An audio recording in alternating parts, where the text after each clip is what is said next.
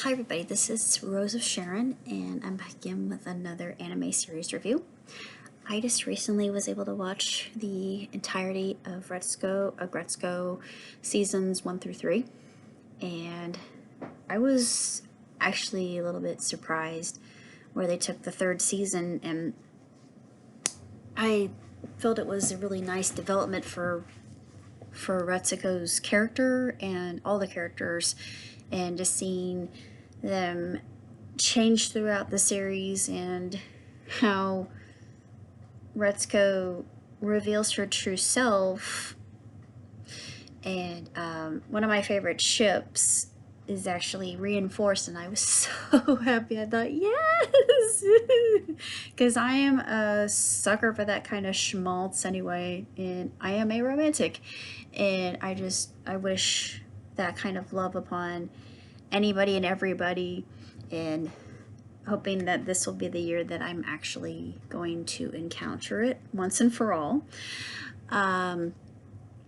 It's a very reflective anime, and yes, it's one that can be appreciated by children, but they might not understand as an adult looking at it, and you think it's very profound because there was one incident that Retsuko was actually talking to Washimi, or was it Gori? I can't remember if it was Gori or Washimi, but I think Washimi is mentoring her in a way, and she says most of what we do in life is actually pretending it, or what we know is faking it till we make it. And if you're a late bloomer, that hits you, and you think, yeah, I really don't know what I'm supposed to do with my life or what my calling is, but I'm figuring it out as I go along, and I think that's part and parcel of what makes it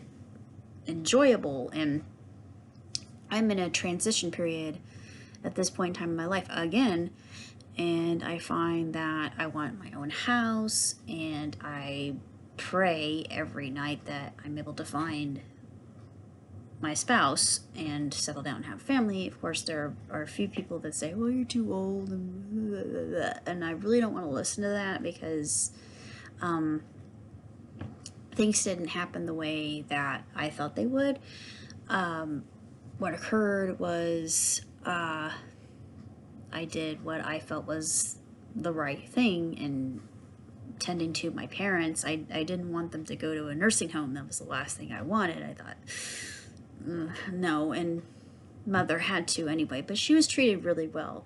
Her case was entirely different from my dad's, and she went through uterine cancer, which I don't wish on anybody. I don't have any enemies, and even if I did, I wouldn't want them to die in this way, because it's a horrible way to die. But she had less pain, and she was able to depart this world, I think, with peace.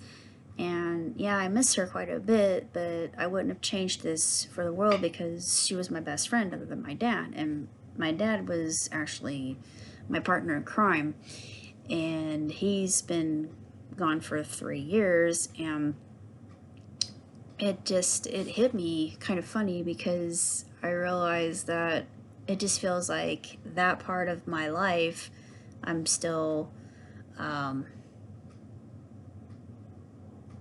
praying and doing what I can to make it a reality. And I know it will. I know it will happen. I believe that this is the year, because I've worked hard and I've done everything I possibly can. But the anime actually shows Retsuko finding her true passion, or where she truly belongs, and just that whole newfound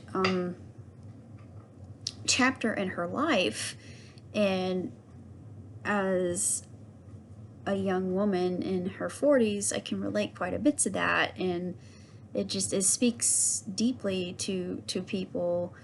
And I just pray that I'm able to start my business. I don't know how I'm going to do it, but it's not for myself, it's for other people, because I really didn't have the opportunity to do something I feel is worthwhile and that actually changes and helps others. And I think this is it. And I had this idea when I was 26. So hopefully I can bring it into fruition. But so far, other than doing reviews like this one and the series I absolutely loved, and I'm looking forward to another season. I am currently watching Westworld again, and of course it has 3 seasons, and I'm going to watch The Mandalorian. I've seen first season, but I haven't seen second season, and my friend wants to watch first and second season with me, so that'll be interesting. And I will be doing full reviews of both, as well as American Gods, which I absolutely adore. American Gods. I think that American Gods and Westworld, they're some of the best programs. Well, actually, I would say Westworld is, because if you've seen my review for American Gods, you understand how I feel about the whole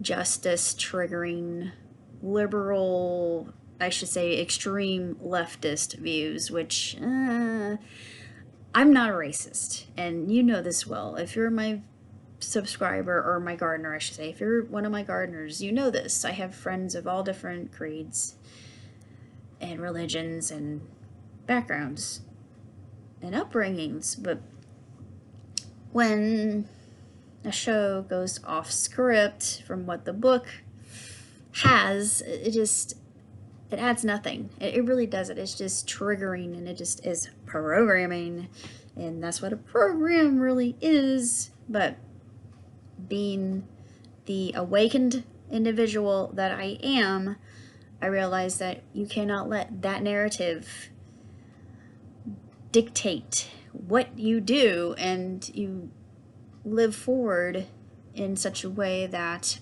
you bring your best to whatever situation it is. And getting back to Aggretsuko, I really feel like it is a very uplifting series, and of course it speaks to something that only Japan and Korea have issue with, but still, I mean, yes, America did too, with the idol culture, and I mean, look at what happened to Bjork, and her stalker was, yeah, real kafekta fellow, that guy.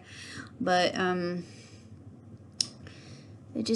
it shows what toxic fandom does, and true fans, if you're an actual fan, you don't go to that kind of extreme. But I really think that for them to have an episode like that and totally twist what we were thinking as a really cute, lighthearted, happy kind of show, and then throw this at us without, whoa. I mean, I don't think any of the Aggretsuko fans were even expecting that, especially not from Sanrio, because if you know anything about Sanrio, and I know about their past because I grew up with it, but being an otaku, and I will admit to that, but growing up with Sanrio, I know of Hello Kitty and Karabi and My Melody and all those really different cutesy characters, and it was meant to be a teaching tool.